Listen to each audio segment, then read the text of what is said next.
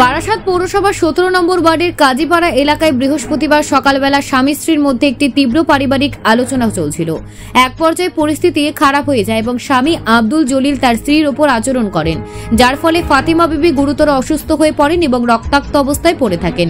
স্থানীয়রা তাদের মধ্যে তর্ক বিতর্কের শব্দ শুনে ঘটনাস্থলে ছুটে গিয়ে দেখতে পান ফাতিমা বিবি রক্তাক্ত অবস্থায় মাটিতে পড়ে আছেন। তাকে দ্রুত স্থানীয়রা বারাসাত হাসপাতালে নিয়ে যান, সেখানে চিকিৎসা চলছে।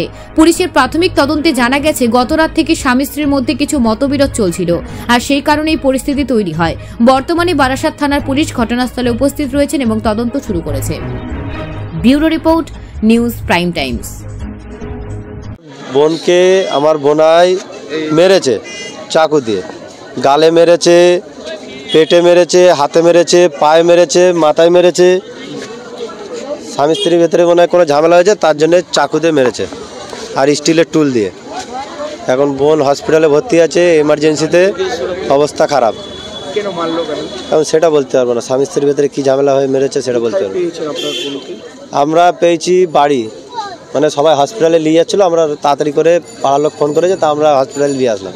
আগে বোন জানিয়েছে কোনোদিনও যেরকম মারধর করে? না, হঠাৎ করে আছে। কে কে আছেন ওনার বাড়িতে?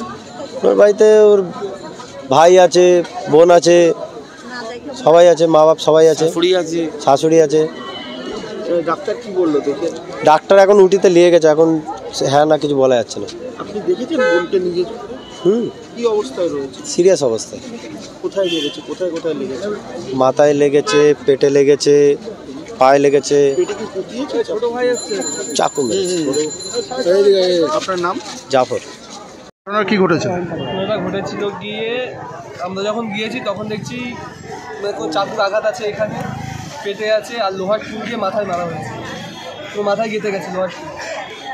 আর এখানে হাত কাটা আছে, আর কত জায়গায় আছে সেটা জানা নেই, যেগুলো আমাদের চোখে দেখা এগুলোই আছে।